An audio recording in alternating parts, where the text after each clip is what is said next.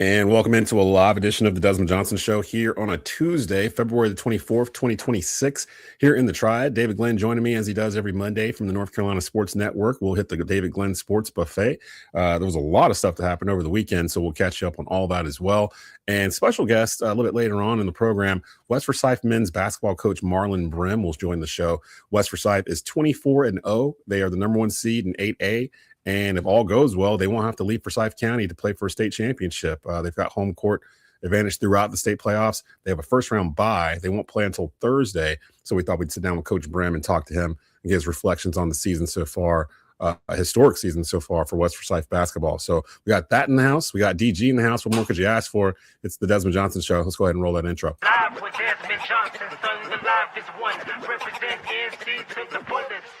Yeah, welcome to the Carolinas. Everywhere you go, the sky is Carolina blue, the finest. Live action, feedback, the city need that. I've been number one, no cap. Here's the recap. Adrenaline is my addiction. I'm about to relapse. Step on the turf if you won't and get your weed whack. I'm going harder than a martyr on the starter end. It's the heart of man, that's a rap like a cardigan. I'm breaking records, it's fourth and inches, I count the seconds. The over-under's my roar of thunder, my secret weapon. Yeah, the game is to be told. I don't break, I break modes. Follow me on Tobacco Road.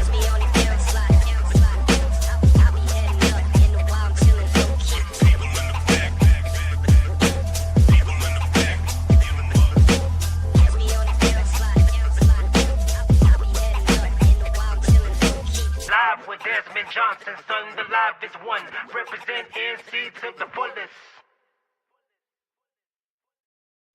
And again, welcome into the Desmond Johnson Show here on Tobacco Road Sports Radio. Make sure you rate and subscribe. The YouTube channel is constantly growing at a fast rate. Go to youtube.com/@Tobacco Road Sports Radio, where you can catch shows like the Desmond Johnson Show, the Keep Pounding Podcast Network, which focuses on Carolina Panther podcasts, and live sports throughout the Triad. David Glenn in the house with me as he joins me every Monday here for the Sports Buffet. And DG, we got a lot to dig into. We're just going to dive right into it, starting off with this past weekend. We had some treats this past weekend, starting off with the quote unquote Final Four clash where we had Duke taking on Michigan in what honestly seemed like a heavyweight bout more than it did a game. And it delivered everything we thought it was going to be in that one, with Duke prevailing at the end. And of course, Arizona and Houston also clashed. Arizona with a huge win on the road at Houston. So as the AP poll came out this morning, Duke is your new number one in the AP, followed by Arizona at number two. Would you take three of those four teams to make the Final Four or the field? I'd probably take the field. That's just the nature of college basketball. There are exceptions where it just feels very chalky in a certain year with most of the top seeds advancing. But every team has some question marks, right? I mean, one of the most impressive things about Duke's win over Michigan is that it wasn't just the Cameron Boozer show. We know the Blue Devils have the best player in college basketball, period. And that usually gives you a shot at making the Final Four or making a run at a national championship. We're not always sure how much depth Duke is going to have on a given night. And somebody like Nick Hamenia played really well off the bench against Michigan after barely being used by John Shire in some other important Duke games. And we're not always sure what we're going to get from Duke's point guards. But if you matched up former Carolina point guard Elliot Cadeau, now leading the Wolverines, and Duke junior point guard Caleb Foster, there's no doubt Caleb Foster got the better of that matchup. And Caden Boozer was pretty good off the bench as the backup point guard for Duke. So Duke beat Michigan, even though Isaiah Evans didn't shoot very well. That's an impressive team effort. And when Duke plays that way, that's why the Blue Devils should be up there next to Arizona and some others as the favorites for the national championship. It is a very loaded field. I know even once you get past like the top 5 or 6, because you got there like Iowa State in there and a few others, it feels like it's different this year. It feels like college basketball's back. And I know we've talked about that the past couple of years where it felt like it was kind of down. But in particular this year, it just feels like there's more players. There's just more to like sink your teeth into. We'll get into the Louisville Carolina game from last night in just a bit, but that was really the first time I got a chance to sit down and watch Mikael Brown Jr. for 40 minutes. And I'm just like, how many freshmen are there? Like around the country, they're just lighting it up. Like this kid looks like a mini Steph Curry, like out here. So it's it's refreshing because I'm more of a fan, I think, of the college basketball game than the NBA game in terms of being able to watch it all season long. So it is very refreshing to see that college basketball looks like it's barreling down into a fantastic march where your Sweet 16 is anybody's guess at this point. So we'll circle back around to college basketball and ACC hoops in just a bit. In hockey, the Winter Olympics actually concluded this past weekend, and the thing everyone's talking about on Sunday, the United States defeated Canada in overtime to win the gold in the Olympics. Me and you're both old enough to remember the last time the U.S. men's hockey team did this, which was in 1980 against the Soviet Union, Miracle on Ice. And everything I heard on radio yesterday all led off with the hockey win for the United States. Of course, it's different nowadays. NHL players are allowed to play in this, whereas back in the day it was college kids, and the Soviet Union was this big, huge, unbeatable force or whatnot. So definitely a David and Goliath situation back in 1980. Not exactly the same here. Canada has not won a Stanley Cup. Canadian team has not won a Stanley Cup since 1993. I think it is. Is that right? Montreal. It's about that. It's somewhere around there. It's been like 30 years or something, right? So how big was it for the sport of hockey globally that the United States won this gold medal? And can the NHL ride this momentum? They'll be picking back up the puck Wednesday night and resume their regular season. I think it's big because, for example, Team USA included players who were born and raised in states like Florida, which in my childhood, you just didn't think of the National Hockey League or the sport of hockey being in the southern United States. And obviously the NHL has expanded a lot since our childhood. But Team USA has really been considered for a long time the second best in the world. And this is Canada's sport, ice hockey, and they often are the best, and they often win the gold. And it was that heavyweight matchup a year ago when the NHL threw that Four Nations tournament. And sure enough, it was Canada, USA playing for the championship. And that time, Canada beat the Americans in a close game. Remember that fight-filled, crazy affair. And this time, Canada played brilliantly, I thought. Canada often looked like the better team, even in that gold medal winning game. But Team USA pushes it to overtime. Team USA gets the big goal, the big celebration. So those guys had been working long and hard to try to bring that trophy back to the United States of America, because as improved a hockey nation as we have become, a 46-year wait between gold medals is a really long wait. And now this generation has its own gold medal to celebrate.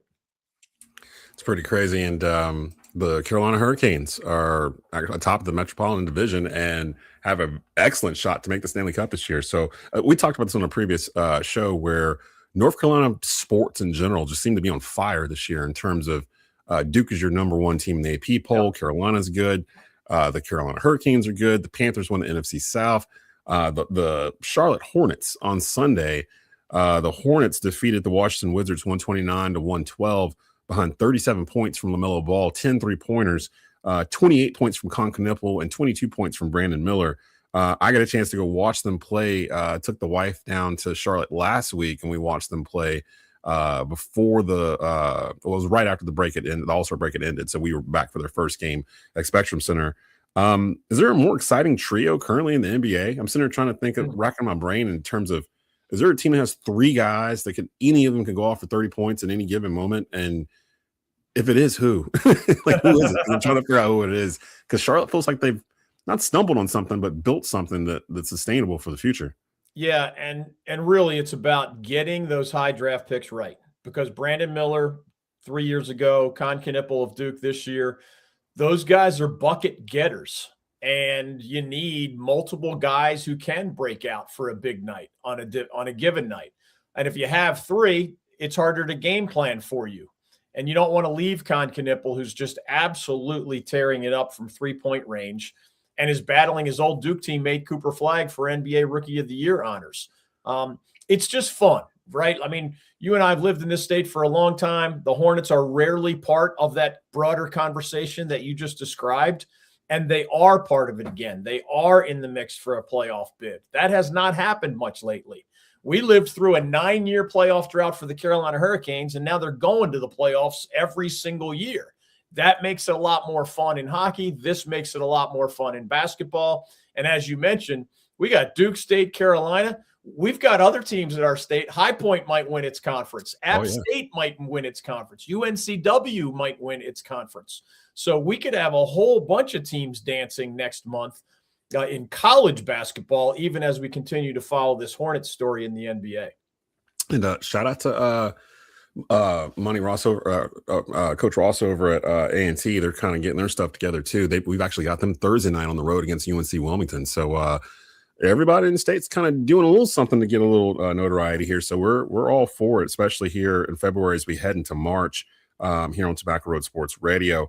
Let's get into the ACC hoops here real quick before I let you go. North Carolina defeats number 24 Louisville last night to remain undefeated at home. 30 points from senior Seth Tribble. I noticed something. I'm in a text chain with BDOT and former Hills Hooper PJ Harrison. We do believe in Hills Hoops for Believe, and we were talking about it. And I said a couple of weeks ago that Zayden High might be important to this team going forward. And we've kind of clowned him, not really clowned him. We just didn't understand the importance of what he could be. And the absence of Caleb Wilson has allowed Zayden High to turn into this player we hadn't seen at Carolina. And maybe it's the reason why Hubert brought him back. People forget he was not there last year. Took a leave of absence from the team, was there freshman year. So he missed the sophomore year. So now he's here as a junior. And he's become that third post player that typically Carolina has, where you can have two big guys on the floor at all times.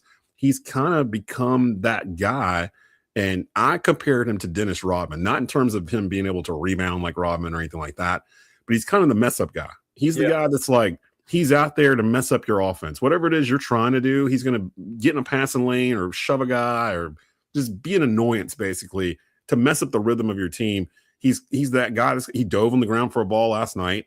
He seemed to be all over the place in terms of rebounding or whatnot.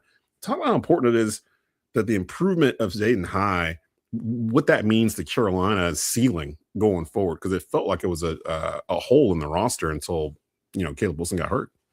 I think it's important because it gives Hubert Davis kind of one more tool in the toolbox when he looks down his bench, because especially in the absence of Caleb Wilson, one of the best players in the ACC, probably the second best behind only Duke's Cameron Boozer, you need a little from everybody. And against Louisville last night, it was Seth Trimble with a career-high 30 points.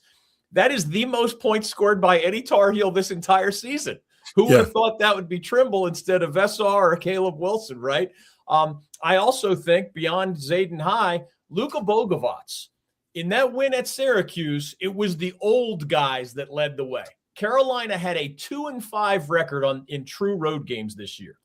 Why do you usually lose on the road? Well, sometimes you're immature, you're inexperienced, you're young, you're intimidated, whatever. The three guys who did it at Syracuse were Henry Vessar coming back from his injury. He's almost 22 years old. Luka Bogovac, who's played pro basketball in Europe for 2 years. He's 22 years old. And Seth Trimble, the only, true senior on the roster who's on scholarship. So it was a variety. I thought Bogovac was good. Zayden High was good. Vessar was good against Louisville. And even a guy like Jaron Stevenson, whose numbers offensively were not good against the Cardinals, when you play a team with a great backcourt, and you've seen the Tar Heels get absolutely torched by teams like SMU who have good guards and even others, you need a variety of defenders. And Jaron Stevenson at 6'9" with those long arms, man, he bothered those Louisville guards a lot. Seth Trimble, 30 points at the offensive end, brilliant defense against those same high-caliber Louisville guards at the other end. Isaac McNeely's a brilliant shooter for Louisville. He couldn't hit the ocean from the beach against the Tar Heels. Yeah, they had Paul Brown Jr. has been this, future NBA lottery pick lately, and he had great moments at the Smith Center last night, but he did cool off eventually. Some of the earlier this year Carolina teams, they're still last in the ACC in three-point defense, the Tar Heels, dead last. But they've gotten better at it, and they needed that defense against Louisville to not only come out with this win, but beat Syracuse up at Syracuse and try to build a little momentum heading into these last three games of the regular season. David Glenn joined us from the North Carolina Sports Network in the David Glenn Sports Buffet, in ACC Hoops portion of the buffet. Actually, it's making me want to take my wife to a buffet for dinner tonight. ACC Hoops tonight, NC State at Virginia. This has become looking at it now, this has become a pretty big deal here. Who needs the win more, NC State or Virginia? I think State needs it more, but with that game being in Charlottesville, the Cavaliers are going to be favored. For those who haven't watched a lot, Duke is clearly the best team in the ACC. Doesn't mean they're unbeatable, of course. The Tar Heels showed that. Virginia is the second best team in the ACC. They're really well coached by Ryan Odom, the new guy in Charlottesville. They have a star freshman, but he's 23 years old from Belgium named Tess de Ridder, who's just a star. They have a fantastic point guard who's a freshman named Chance Mallory. And they have just couple of shot blockers down low, a couple of shot makers on the perimeter. Virginia's really good. And you and I have watched NC State all year. The Wolfpack's offense is brilliant. The Pack, with the ball in their hands, can score on anybody. The question with State this year is always going to be, can they keep the opponents off the offensive board? Can they play defense? That's going to be a challenge against UVA. I'll be impressed if the Pack can go to JPJ and beat the Cavaliers head-to-head. But let's face it, those top 4 seeds at the ACC tournament that allow you a little extra rest while everybody else is beating each other up, Duke's going to get one. Virginia's probably going to get one. NC State is in contention for one of the other 2. And, man, if they could beat Virginia head-to-head, that would catapult themselves up the ladder in a nice way. The ACC tournament's going to be nuts because the middle of the league, anybody can beat anybody, really, and they have off and on other than Duke. So it's going to be crazy. Duke's taking on Notre Dame tonight, coming off this huge win against Michigan. I don't expect a letdown from this Duke team. It feels like John Shire just knows what he's doing. Did Cam Boozer lock down National Player of the Year in that Duke-Michigan game this weekend? I think so. I mean, there's a lot of good players out there. It'll be fun to fill out. You know, I vote in a variety of All-American teams, U.S. Basketball Writers Association, et cetera. And so there's plenty of candidates for that top 5, that top 10, whatever. I don't really think that the Player of the Year call is a difficult one. I think it's Cameron Boozer. I think he is head and shoulders above everybody else, even as a true freshman. And that makes it 2 years in a row for Duke. You know, with what Cooper Flagg did last year as a true freshman, Cameron Boozer is doing it this year. I mean, that guy, he is incredible. To be 6'9", 250, scorer, rebounder, smart defender, but he also leads Duke in assists as a 6'9", 250 guy. Like, that's just not a common skill set. And Cameron Boozer has all of those skills, and he has them for what is now the number 1 team in the nation, and that usually adds up to National Player of the Year. Follow DG on X at David Glenn Show.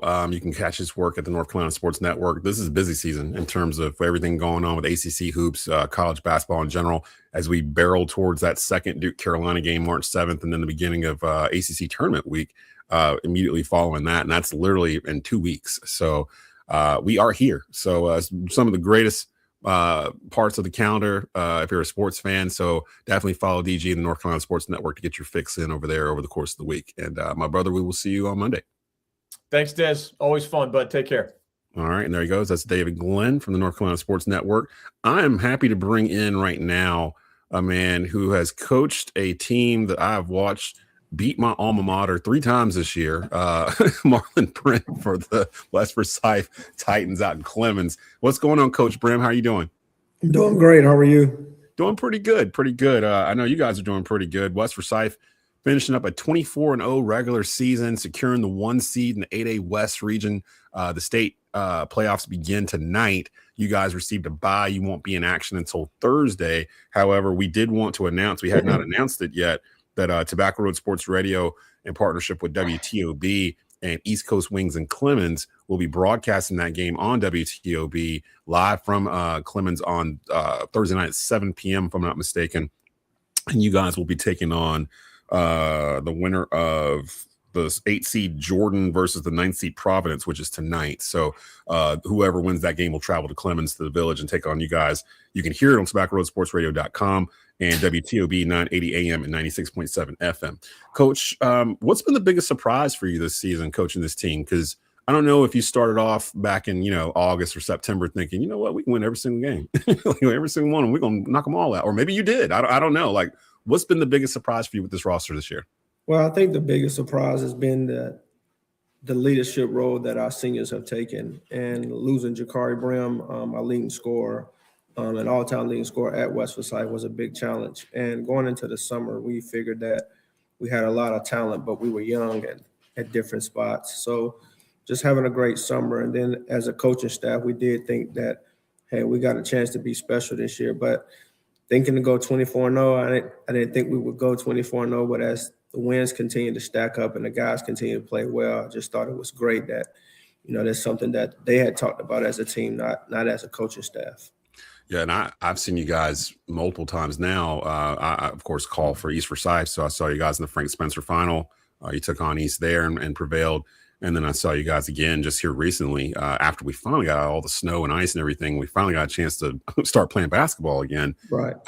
Talk to me about being able to keep the level where you guys were at pre-snow and ice, where everything's humming. You're pretty much on a set schedule. You're doing everything right. Then ice hits and then snow hits and you're out of school for basically 2 weeks. How much of a disruption was that for you guys in terms of keeping that same mentality you were just talking about and having to keep it through without playing any games for, like 10 straight days or whatnot? Well, I give kids the credit. They did some stuff on their own, like doing some sit-ups and push-ups, just trying to stay in some type of shape. And we had a Zoom call that second week when the snow hit.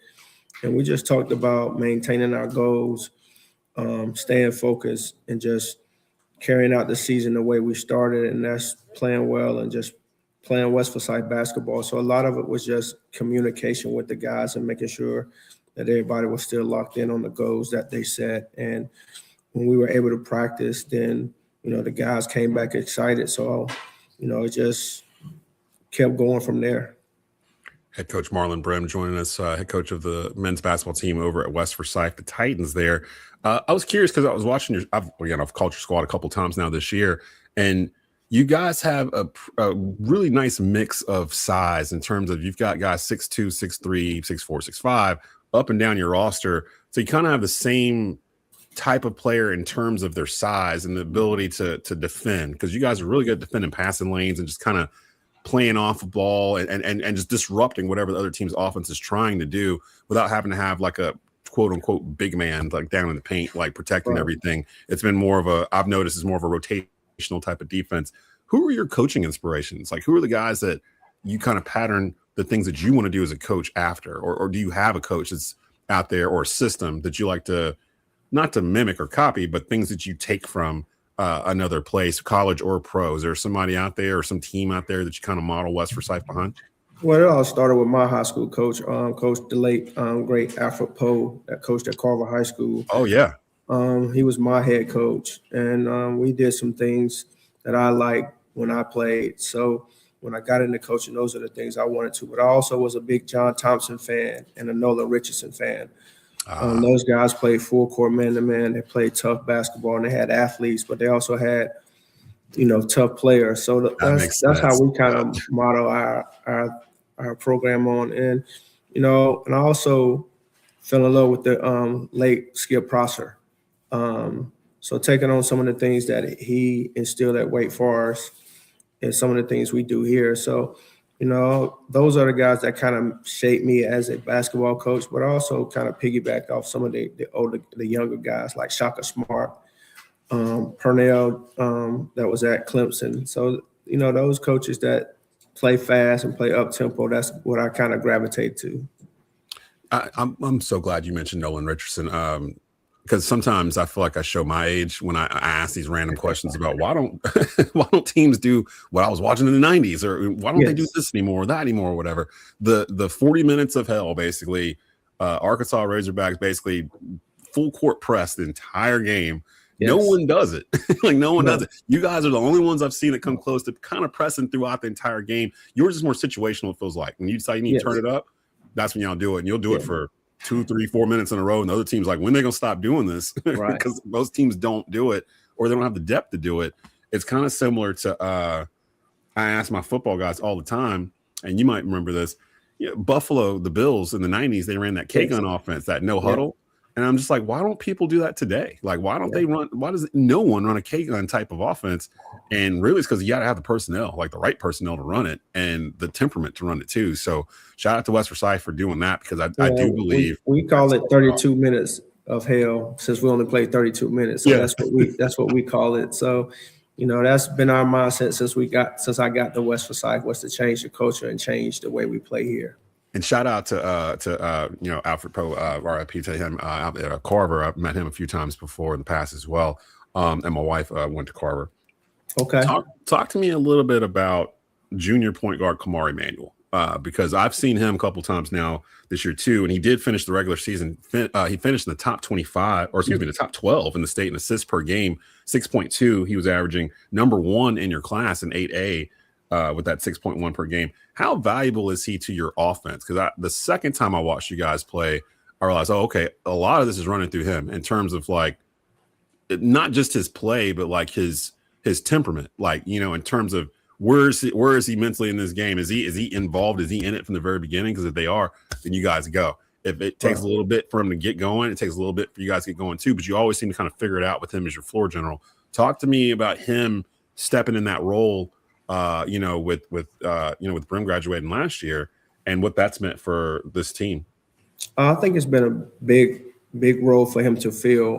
But the good thing about it was him and Jakari was connected last year, so they talked a lot as well during the season and in the off season, and we talked to him about stepping into that role and being that man and being in command of the team. So he's taking on that role, and like you said, when he gets going, we get going. But a lot of it is, he wants to get his teammates going as well, and he likes for his players to get going. So that's why he led an assist, because he likes to share the ball. He's not a kid that wants to shoot it all the time, and sometimes he'll go a lot of possessions where he may not score or he may not shoot it.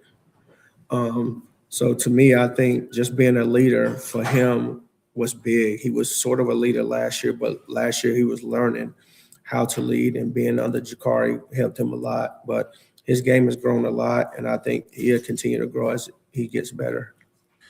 Well, if everything goes according to plan, Coach, you guys won't have to leave Forsyth County to actually try to win a state championship. The regionals are at Lenore-Rhyne, if I'm not mistaken. Yeah, so you would have to leave for that. But the opening rounds, you have home court advantage being the number 1 overall seed. The regionals are at Lenore-Rhyne, and then the state championship round is at the Joel in Winston-Salem. So don't have to travel very far. Even Lenore-Rhyne is like an hour up the highway. So yeah, so it sets up pretty good. Anything you want to say to the Village of Clemens as you get ready to get started on this run here? Had a historic regular season. You got the Village behind you. Any words you want to give to the fans? Tell them, come on out Thursday, because we'll be announcing. Just come out and continue to pack the Village. Make sure that the opposing team knows that being in the Village can be a rough place to play, and just let's be ready Thursday, and then hopefully we get through Thursday and be ready for Saturday. So I expect a nice crowd those 2 games. I think so too. Yeah. And again, we will have that. Mike Fanning will be on the call. I believe Kellen Parrish, the coach, will be on with him. Former Glenn head coach. He'll be on color. So they'll be calling that game 7:00 live Thursday night on WTOB 980 AM, 96.7 FM, online stream on tobaccoroadsportsradio.com. You can hear it both there. And then if you win Thursday, I will be on the call Saturday. What time is the Saturday game? Is that going to be 7:00 as well? It's going to be 7 as of right now. I don't think we'll play any earlier, because you give the opposing team the chance to get here and get some time to get dressed or whatever. So we're thinking the time will stay 7 on Saturdays. All right. So there you have it. And again, we got a loaded basketball slate. Just tonight, we've got the Glen girls that are at home. They'll be playing at 6:30 p.m. East Forsyth, the boys, they'll be playing at 7 p.m. We'll have both of those games on Tobacco Road Sports Radio tonight. And then Thursday, you've got the Grimsley girls who are at home. They had a bye as well. They're one of the top teams in 7A. We'll have that game with Chase Williams. And then Mike Fanning will be out in Clemens as West starts their run at 7:00 on Thursday. So loaded slate of high school basketball coming up here. Coach, appreciate you taking some time throughout the day. I know it's busy over. I appreciate it. Really appreciate it. Can't wait to see you guys Thursday and hopefully Saturday. Tell Mike Pennington, shout out to the or whoever handles your Wi-Fi. As much as I love East Forsyth, their Wi-Fi is horrible. Your Wi-Fi has been exquisite like this entire time. Like, it's been pristine, crystal clear. So shout out to whoever's handling the Wi-Fi over at West I Forsyth. appreciate it. I'll let everybody know. Have a great day. All right, man. We'll see you soon. That's it for the Desmond Johnson Show. We'll see you All right. guys tomorrow, Wednesday at 12:30. All right. See you.